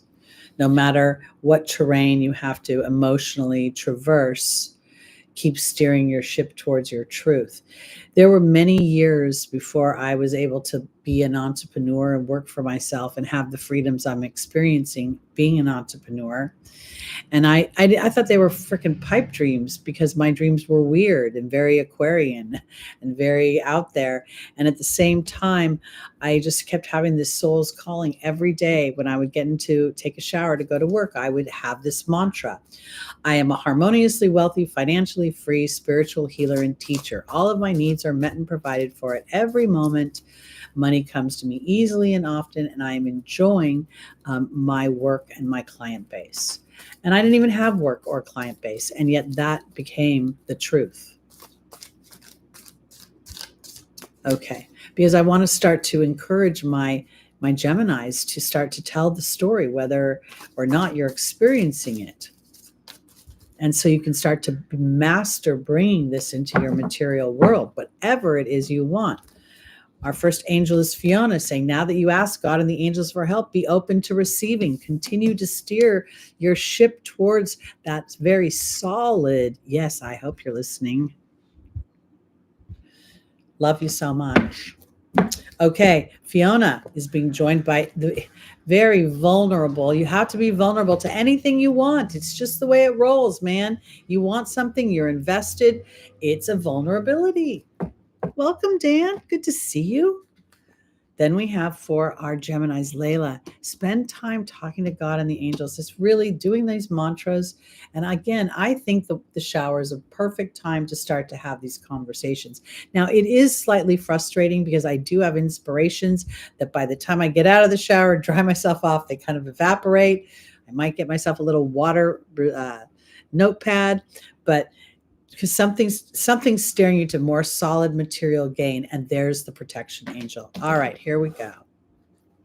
I know, Dan, it's been a while since we've seen you. It's so good to see you in the room. Fun. All right, here we go. This is for Gemini, rising moon, sun, and stelliums. Fiona says, now that you ask God and the angels for help, be open to receiving. And then we have the Baird, the enchantment of telling a new story. Yvonne is about vulnerability to the timing of things, to the magic, to the fact that the bones have been picked off of that freaking skull. And we're talking about Gemini, and this is the brain, the skull in that case is the brain. It's time to fly off of that old story. And when you start to tell the old story, I have this huge awareness between I have to and I get to. And even when I'm talking to myself, I correct myself. So if I go, oh, I've got to give you nope, I get to do. And no matter what it is, it just shifts the vibration. Layla in the angel's advice is being joined by the novice. Gemini, it's time to connect with your team of heavenly hosts. They're laying on the sidelines saying, hello, give us something to do. You're running around the Zodiac very quickly and you're forgetting that we're here. We're at your service. Because there is Xana offering you protection and new optimism and fire, a sense of fun. Jupiter's retrograde in your first house. All right, let's just call a spade for those Gemini rising. And in the review, okay, it really can be a review of like, okay, this was then and this is now. I was like that then and now, there's just allow for the crow. I know there's a lot of crows around here, both walking on they walk on 2 feet as well. But I was thinking of human crows. But yes, they do enjoy the neighborhood. I don't even hear them anymore in the background. You are being the King of Pentacles is representing you mastering a journey of your own abundance, Gemini.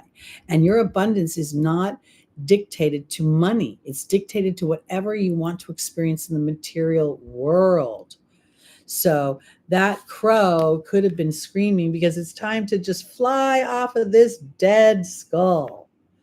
Be vulnerable to the journey because you're being protected. And I do think that because look at it this way. Jupiter is going through your first house, helping you redefine your philosophies, your ideologies about what you want. It also offers business, commerce, branding. There's a sense of money and attachment to expansion of wealth through your own personal endeavors. Now, when it moves into Cancer in June of 2025, it's in your second house that is literally using your skills to make money. Preparation, mental preparation to receive, to see the effortlessness that can be offered and the expansion. It's that kind of thing where somebody goes, oh my God, nobody knew me. And then I got one viral video and boom, I got all these people. All right, on to our Cancers, rising moon, sun, and stelliums. Your tarot card is dun, dun, dun, dun. It's the devil. Now, this is fear. This is very much right now. It's Capricorn energy, yes. Saturnian energy, yes. And at the same time, this is a fear of the unknown. And now we know for our late born Cancers that you are experiencing the last opposition from Pluto in Capricorn. And it's not been an easy time. That literally means that there are forces outside of yourself that are forcing transformation, forcing you to look at your fears, forcing you to look at where you've repressed yourself, and I don't want to say that you've repressed yourself on purpose. This, very well could be a historic, karmic, Capricornian energy that, could be a soul imprint, or it could be something you don't even recognize consciously that comes from your childhood. One of the things that my dad used to say, and I did not take it well, you're too sensitive. You're too sensitive. And I didn't know I was intuitive when I was a child. I didn't know I had Mercury in Scorpio and I could read the underbelly of everybody. I didn't know I had the ability to connect truly with those that have departed to the other side. And so the humans around me really made me feel like a pain in the fucking ass. And I wasn't supposed to emote. I wasn't supposed to be angry. I wasn't supposed to be excited. I wasn't supposed to know stuff. I wasn't even allowed to be smart. Because when I was smart, people thought I was conceited. Something is going on where you're hitting something, where you're rubbing up against an old something that it's time to unleash yourself. So, yeah, because you probably were sensitive, because you were intuitive. That's the challenge, that previous generations didn't even consider intuition. People got burned at the stake for having an intuition. Shut that stuff down. Yeah, you get to learn to harness the energy. That's my little, when I hear need and should and have, it's such a push. I have to work so hard. When I put a get onto it, it's an opportunity because I don't have to be in a hurry when I get to do something. I can take it at my leisure. I look at this as this woman is being more open-hearted as she is. We see a white and a black. The guy seems a little more stressed out because he cannot take action. Okay. And that I think that this is about being kind of more aware of closing the physical senses down so that the intuitive senses can rise up. Oh, I had step parents. I had a couple of them, because my dad married repeatedly. And I had one on my mom's side, but I didn't really know him because he was my same age. And I'm like, are you kidding me? Okay. And that didn't last very long either. Okay. So this is for my Cancers, rising, moon, sun, and stelliums. The devil is being joined by Astera, which is saying to reach for the stars with your dreams and desires. This would be your fears telling you your dreams and desires. This would be Pluto opposing you. You have to, with Pluto, you got to go into the heart. Remember, Pluto has that heart on the face of that, and there's Oceana. This would be your ruling angel, Oceana, because the moon rules the oceans. Now we have being Opal, the child of God. That's very interesting to me because sometimes the devil can actually start to eclipse feeling a connection to the divine within us. Now we have a healing through an epiphany of some kind, an awareness.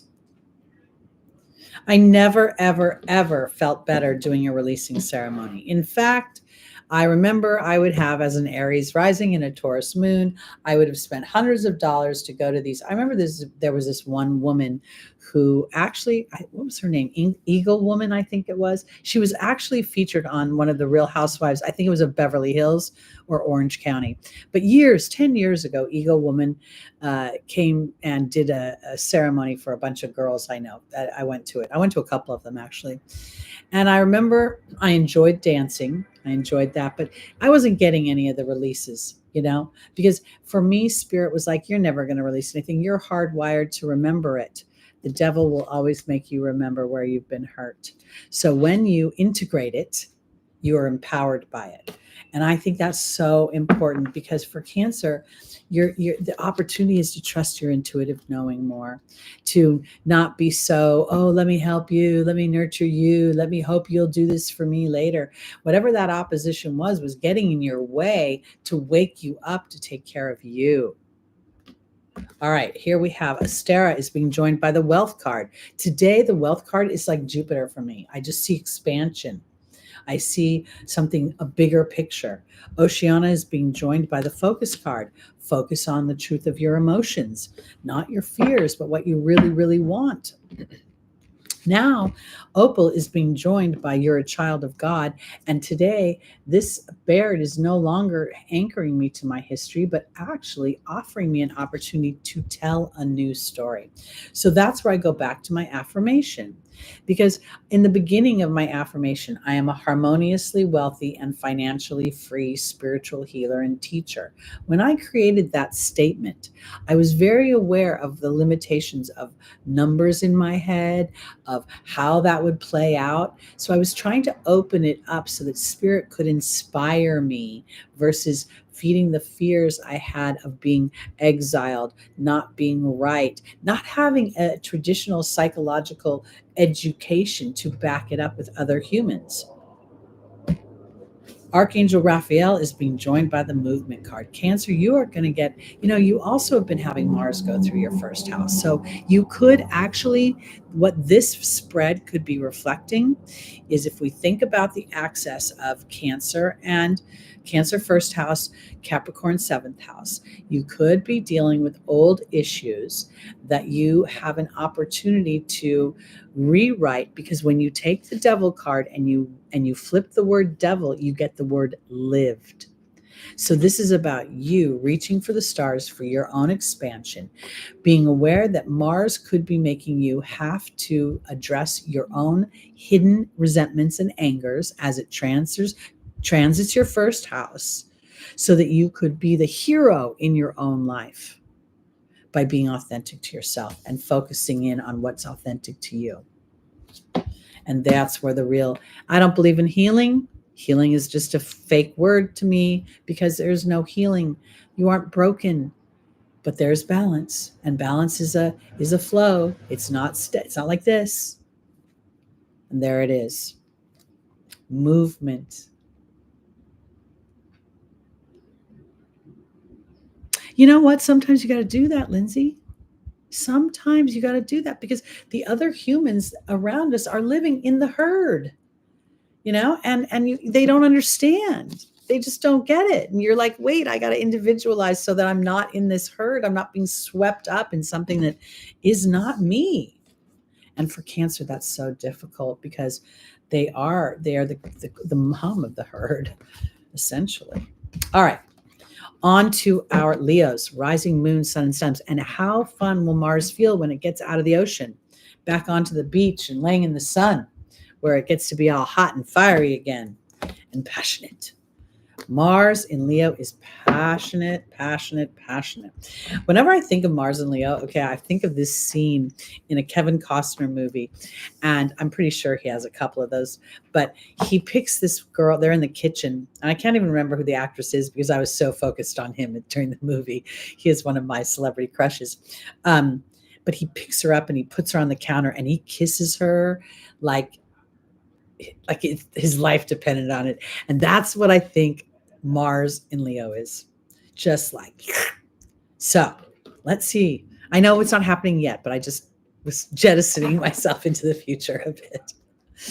All right, my Leos, here we go. Because we know that Pluto's moving into the house of your 7th house. So that's the other thing. We have the 3 of Wands. This is a nice card.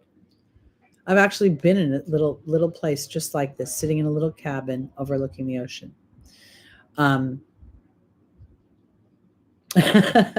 Yeah, there is going to be a retrograde. I've got to pull up I'm going to start doing my research, but this is what I want to offer. The 3 of Wands is similar to the Fool because there is this guy in the Rider-Waite deck who's literally on a vista, and he's out looking, over the ocean, which is yellow in the Rider-Waite deck. So it indicates that power, the sun, Leo. And there's a sense of things have already been established, but now there's a new vista to be conquered. And I think that's what Pluto is going to offer you as it starts its opposition to your 1st house. Pluto is not, Pluto, yes. Does it remove the toxicity? Is it intense? It's incredibly passionate. Okay. And when you play to the passion of Pluto and you have the consciousness, you don't have to act like a criminal. You don't have to be obsessed in a way that is negative, because if you think about obsession, it's like obsession is without you, I'm not full. But when you have vision of what you want for you, and Leo, you're the kings and the queens of the Zodiac. Expressing yourself is so important and powerful for you in this lifetime, to have that courage to come from your heart. So, and Leo moon, you got to pay attention to your moon. So important. Oh, I was just channeling a presidential candidate. Sorry. Haha, being funny.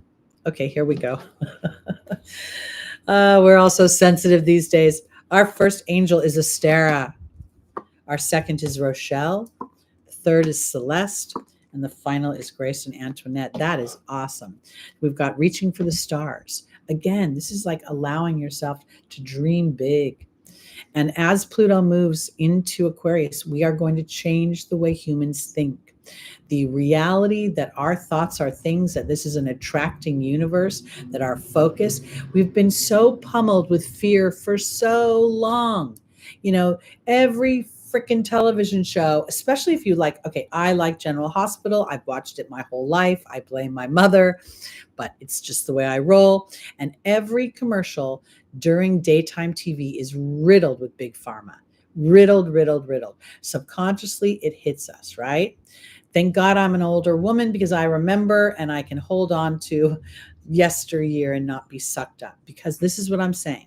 Leo, it's time to be a star in your own freaking life.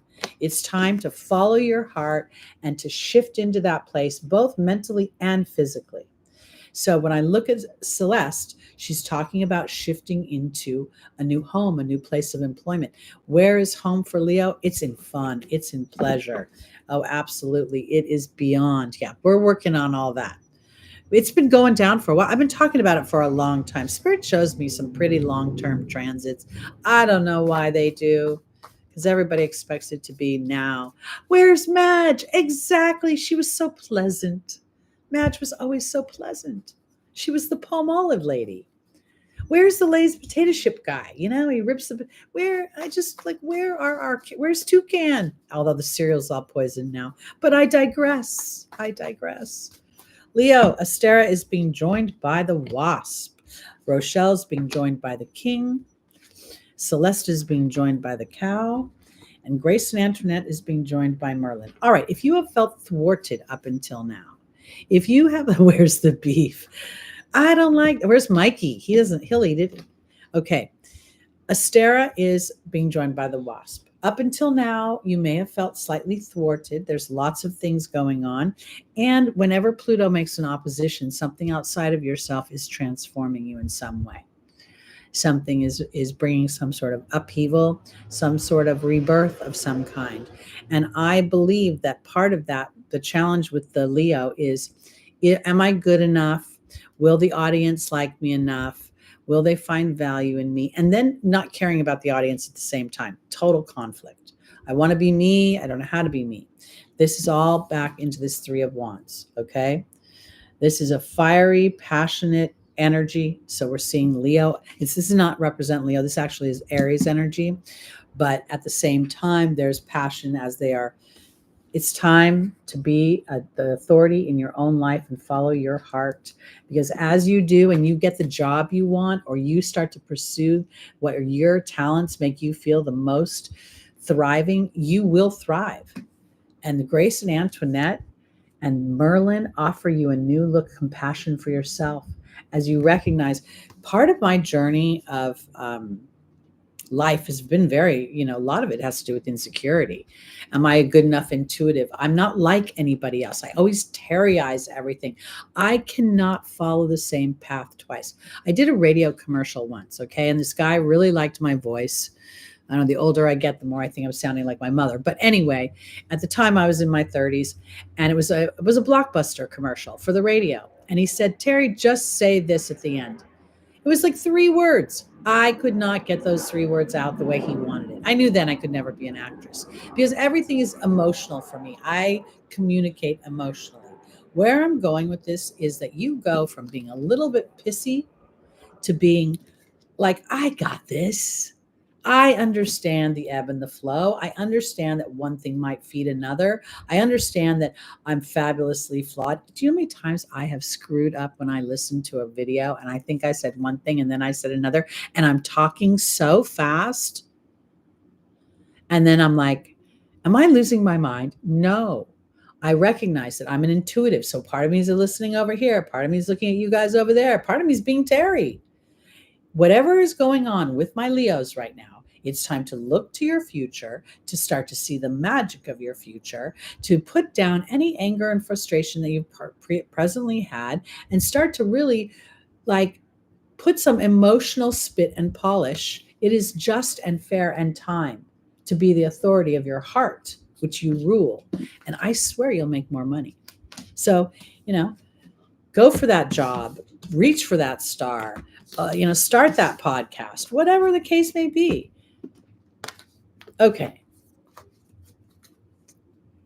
I would think that's a very challenging career, especially when working during such challenging times when the industry itself is changing its focus. It's become an industry. It's not become, when I was a kid, they had doctors that you made house calls on TV, Dr. Welby, MD, they had these warm, loving energies. And now you just, people are afraid to go to the doctor because perfectly well he's going to find something wrong with you. He ain't going to let you walk out of there without you spending some dough.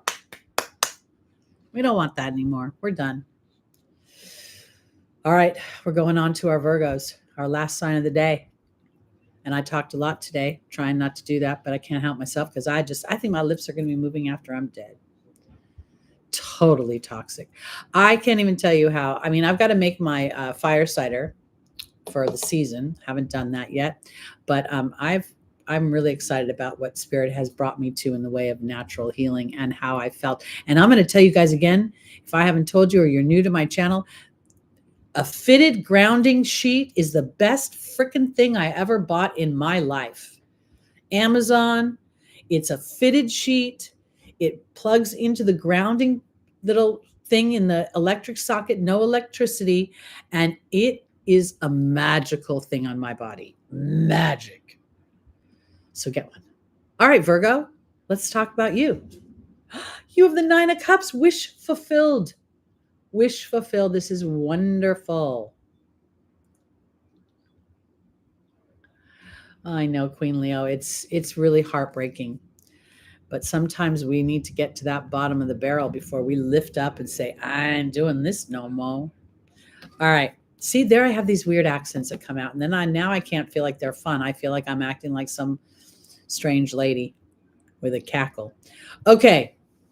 Wish fulfilled for my Virgos. Let's see. Because, this is the other thing. So Virgo, you've got a Pisces 7th house. And in that Pisces 7th house is Saturn floating around, really asking you to create sustainable things. And I want to offer this because Virgo, God bless you, love you so much. And depending what planets you have in the house of Virgo, you could be so hard on yourself. You could be so hard on yourself, and that could dribble out into being hard on other people because your standards are so incredibly high. This is wish fulfillment. This would be a day off. This would be buying something you want for yourself that seems frivolous, but you've always wanted it. This would be enjoyment of some kind. Pivotal year, 55. That's a big change. A lot of independence. My 50s were great. I got to tell you. I mean, yes, of course I experienced some frustrations. Every chapter has them, but I was finally working for myself. I could be with my dog all day long. That's my greatest gift. My dog has spent most of his life, except for the first 2 years, living, every day we go lunch together. We take our walk in the morning. He's not a dog that just sits home in a lonely house without anybody. And I'm so blessed by that. Never gotten shocks ever. I sleep like a baby. I have no restless leg syndrome. It's helped with my feet and any pain I've had in the joints of my feet.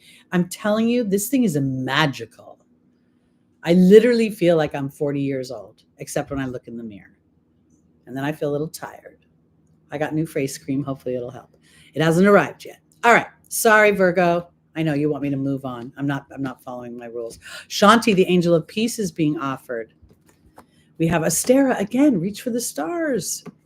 We have Isaiah, and then we have Archangel Uriel. Thank you, Sunny. I appreciate you saying that. I'm pretty good for my age. I'm not going to lie. But suddenly I want to color my hair and get a haircut. And I'm a little fluffy lately. I'm not ready for that yet, Stephen. But when I do, I will definitely decorate. I don't think I'll ever be ready for one. I have an aunt on my dad's side, and she's almost 100 years old, and she still lives on her own. She's still very mobile. Shanti, the angel of peace, plus I'm an Aries rising. I think that's going to keep me moving. Shanti, Virgo, is being joined by the spider. Astera is being joined by the raven. Isaiah is being joined by the forgiveness card. And then Archangel Uriel is being joined by the goblin. Oh my God. Okay, Small. This is probably for you again, because here we have Shanti, the angel of peace. And then we have this creating relationships with peace. Okay. I really think for my Virgos, this is a lot to do with your everyday activities. Virgo rules your habits, what you do when you get up in the morning. I mean, yes, your rising sign can rule the little details, but like what's got to go, where am I going, how am I getting there? And now Astera is talking about reaching for the stars. And now I feel like this has come up again for you specifically, Small, this magical thing of timing. It's time to reach for some fulfillment. What do I want for me? What is fun for me? Where do I, I have my Venus in Virgo. I have my Pluto in Virgo. I like earthy men. I'm that way. In Placidus, they're in the fifth house.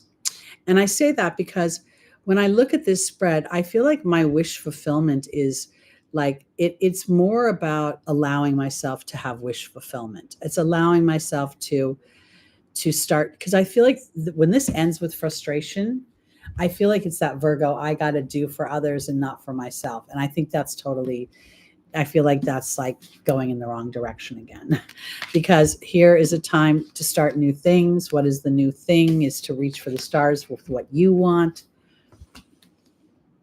And then I have this challenge. This is probably that Pluto Mars bullshit that's going on. No offense, sorry, my language, but I'll bet you this week, I can imagine this is it. I'm a Virgo. I'm always working for other people. I'm going to take the week off, or I'm going to enjoy myself. I'm going to do for me. And then something comes in and messes with your freaking wish fulfillment this week, with you feeling satisfied. Now there's a fork in the road, because if indeed, do you give in to what is expected of you, or do you individualize just a little bit with what you want? So, overall, for my Virgos, I think that Saturn, while Saturn is dutiful, while Saturn is obligated, as it traverses your seventh house of Pisces, maybe this is an opportunity to create a relationship with things that are relaxing. Thank you, Dan. Things that are fun, that create harmony and peace, and see the viability and the sustainability of that. That's what I have to say. Because this is not so much fun. But it actually is very counter. There's the peace. There's the peace, and there's the call to action that something happens outside of yourself. Oh my God, my car broke down. I need you to give up watching General Hospital so you can come pick me up. And there's a part of me that says, well, I'm going to wait till General Hospital's over and then I'm going to go pick you up. You get what I'm saying? Just a little something there. That's all I'm saying. All right, CC Pups, you're right about the castor oil. I know that. And if you put a little frankincense in it, it gets rid of the dark circles. I have Venus in Virgo. It is so hard for me to keep up beauty routines. I just don't care. And up until meeting this little handsome man, I was like, let's just go gray already. Let's just get it over with. And I didn't feel any gray coming through. I get fluffed up by this guy, and all of a sudden I turn 65 and my gray starts going nuts. And I think, oh, I'm going to color my hair. And up until now, it's like, let it go. It's so funny. Honestly, the youthful version of me was not a good partner. I'm a much better partner now than I would have ever been in my youth, even in my 40s. Lucy, hey, girl. Thank you. Yeah, we're just wrapping things up. I talked a lot today. So, but, I just feel like the main thing really isn't about the physical appearance. It's about how two people interact and the exchange of energy. And that becomes more beautiful. And that's the part of me, and the wise part of me, that's wrestling with the teenager that wants to, suddenly hoist her face up and pretends she's something she's not. Okay. All right. We'll be back next Sunday. It'll be Scorpio season. And we will be in the most intense, probably, week. Lucy, we're praying for you. What happened?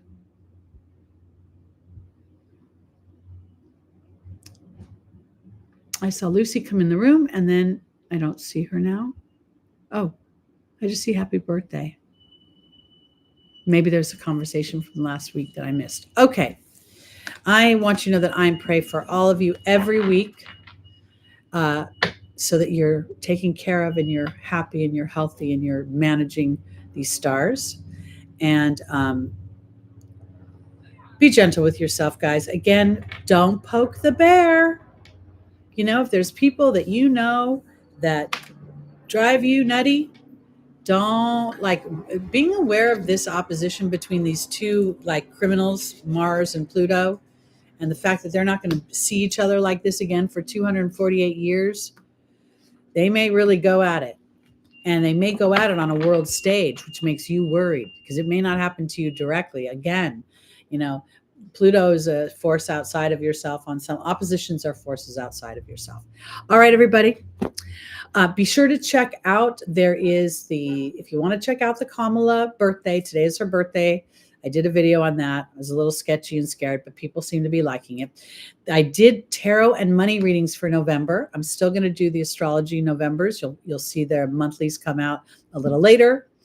And keep a lookout for the new moon that's coming up in Scorpio on the 2nd, which is just 3 days before the election. I think that's pretty powerful as well. All right, like, subscribe, share, all the good stuff there, and I'll see you guys next week. Peace out. Love you, Small. Thank you so much. I always appreciate all of you. See you soon.